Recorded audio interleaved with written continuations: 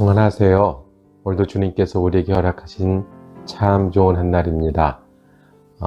분주한 시간과 분주한 마음이 되더라도 주님 주신 평안과 지혜가 오늘 동행하시는 귀한 한날 되기를 축복합니다. 기도하며 시작합니다.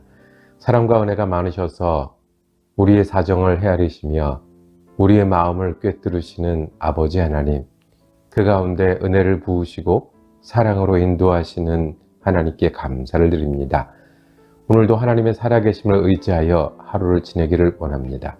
우리가 연약하여 주님의 도우심과 우리가 부족하여 주님의 채우심과 또한 주님이 우리에게 새 힘과 능력으로 인도하시기를 간구하오니 치유하시고 평안을 주시고 능력을 주시는 하나님이 오늘 우리 하나님 되어 주시옵소서. 바쁘고 분주한 시간을 지낼 때 주님이 우리의 평안이 되어 주시고 지혜가 되어 주시옵소서. 때로는 어려운 일을 붙들고 짐이 무거울 때 주님을 기억함이 우리의 힘이 되는 귀한 한날 되게 하여 주옵소서. 우리 예수 그리스도 이름으로 기도드립니다. 아멘. 오늘 우리가 함께 읽으실 성경은 누가복음 1장입니다. 37절과 38절 말씀입니다. 대저 하나님의 모든 말씀은 능하지 못하심이 없느니라. 마리아가 이르되 주의 여종이오니 말씀대로 내게 이루어지이다 하매 전사가 떠나가니라. 아멘. 오늘 우리가 함께 읽으신 말씀을 중심으로 예수는 믿음으로 라고 제목 정하고 은혜 나누기를 원합니다. 크리스마스가 있는 주간에 예수님이 다시 오신 말씀을 우리가 살펴보고 묵상하는데요. 오늘 누가복음 1장 말씀입니다. 누가복음 1장은 이렇게 시작을 합니다. 누가복음을 전해준 것은 그 모든 일을 근원부터 자세히 미루어 전해주기 위함이라고 3절에 말씀하십니다. 그 모든 일의 근원은 예수님이 오시는 이야기인데 그 시작은 세례 요한에 관한 것입니다. 세례 요한이 예수님보다 먼저 오는데 그 세례 요한의 아버지 사가랴에게 천사의 말씀이 들립니다. 제사장이었던 사가랴가 지성소에 들어갔을 때 거기서 아들을 얻게 하시리라는 하나님의 음성을 듣습니다. 사가랴에게 아들을 얻는 것은 불가능한 일이었습니다. 믿을 수 없는 일이었습니다. 그런데 믿을 수 없으니 하나님께서는 사가랴에게 말이 되지 않도록 6개월 동안 말을 할 수 없도록 징표를 주셨습니다. 믿을 수 없으니 이루어지는 일을 기다리게 하셨습니다. 사가랴는 정직하고 하나님 앞에 열심히 살았습니다. 그리고 사가랴가 헤아리는 일들이 있었습니다. 되는 일, 안 되는 일, 이루어져야 할 일, 그러지 못할 일. 그런데 사가랴에게 아들을 주시는 일은 믿음으로만 받을 수 있는 일이었습니다.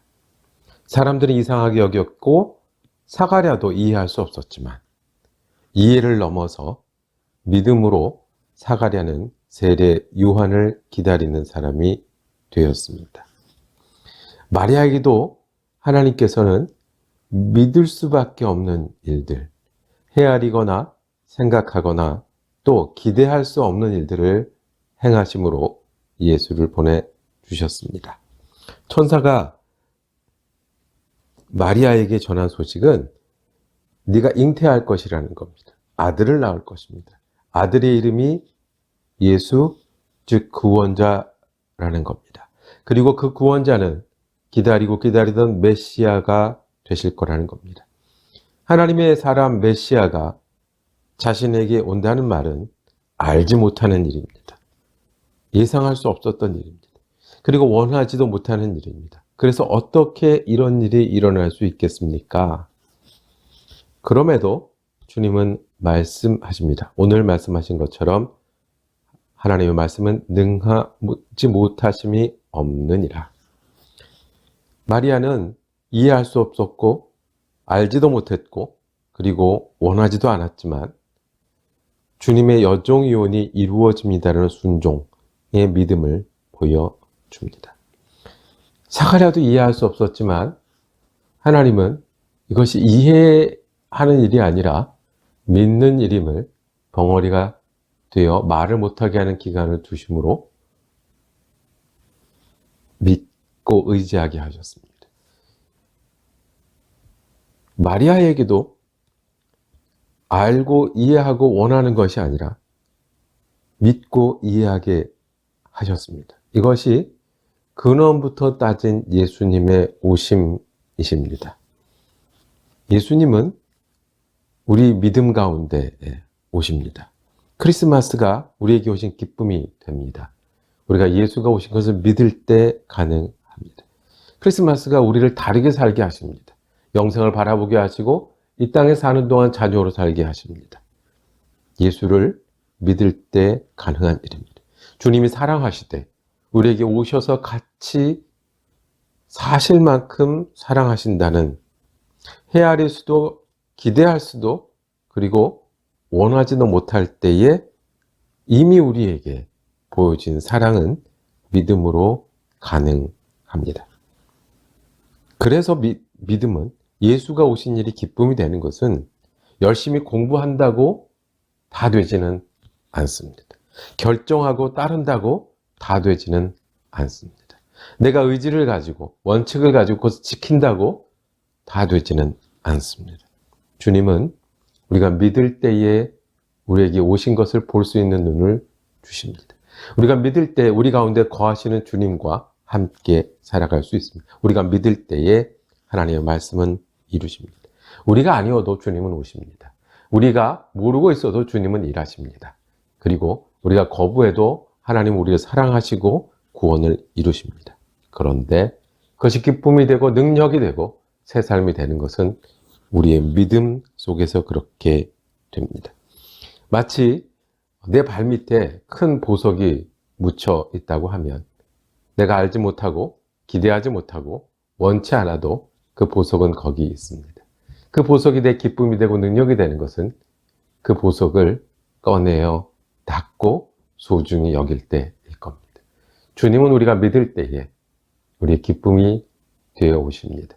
우리가 믿을 때에 우리 가운데 살아계시고 우리가 믿을 때에 그 구원이 우리의 찬송이 됩니다. 믿지 못하던 사가랴 가족과 그리고 마리아가 함께 만나 찬양합니다. 내 마음이 하나님 내 구주를 기뻐하였음은 그 여종의 비천함을 돌보셨습니다. 우리가 믿을 때에 주님은 그 사랑으로 우리를 채우시고 그 능력으로 우리를 변케 하실 겁니다. 그것이 누가복음이 가르쳐주는 우리 복음의 근원이고 예수가 오신 우리에게 복음이 되시는 시작입니다. 예수가 오셨습니다. 우리 가운데 거하십니다. 우리가 믿을 때에 예수가 오신 사랑이 그 무엇보다 큰 기쁨이 되고 우리의 형편과 현실을 넘어선 하나님의 은혜가 됩니다. 예수가 오셨습니다. 우리가 믿을 때에 그 복음은 우리 복음이 되고 예수가 우리 가운데 사시니 우리가 믿을 때에 오늘도 예수는 나의 능력이요 소망이 되십니다. 그래서 예수님의 오심은 믿음 때문에 우리에게 기쁨이요 복음입니다. 기도하겠습니다. 주님, 예수님 우리를 먼저 사랑하시고 우리에게 오시고 복음을 시작하시고 은혜를 베푸셨음을 우리가 믿습니다. 우리가 알고 이해하는 걸 넘어서 원하고 선택하는 걸 넘어서 우리가 주님을 믿고 의뢰할 때에 우리에게 오신 예수님의 복음이 다시 우리의 기쁨이 되고 능력이 되게 하여 주시옵소서. 예수님, 우리 믿음 가운데 오셔서 감사합니다. 우리 예수 그리스도 이름으로 기도드립니다. 아멘.